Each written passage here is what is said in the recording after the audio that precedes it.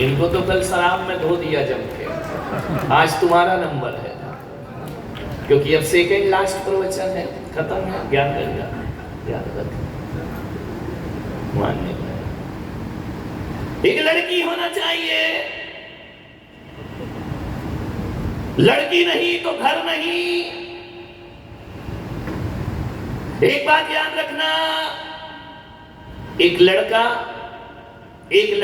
यदि अच्छा निकला, धोखे से निकलते तो बर्बाद ही है, धोखे से एक आध लड़का अच्छा निकल गया तो एक बात याद रखना उदयपुर वालों, वो केवल एक वंश को रोशन करता है। वो बेटी अच्छी निकल गई तो दो वंश को रोशन करती है, पिता के घर को भी रोशन करती है और पति के घर को भी रोशन किया करती है।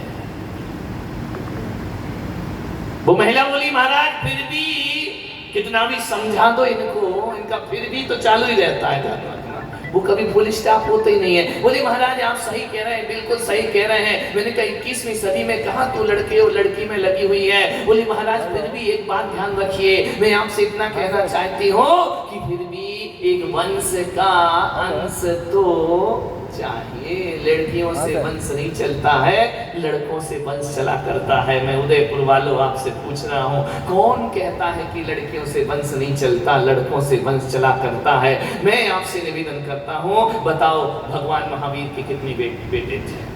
बोलो, एक भी नहीं। बेटियां नहीं, शादी नहीं की, कुंवारे बाल ब्रह्मचारी।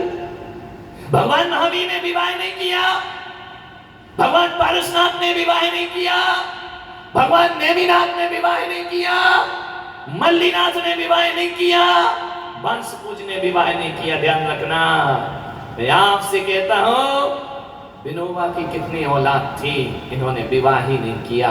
और विवेकानंद की कितनी औलाद थी, इन्होंने भी विवाह नहीं किया। मान्यवर मोदी की कितनी औलाद, बोलो? कोई नहीं, मेरी कोई नहीं। लेकिन एक बात ध्यान रखना उदयपुर वालों, कौन कहता है कि बेटे से वंश चला करता है?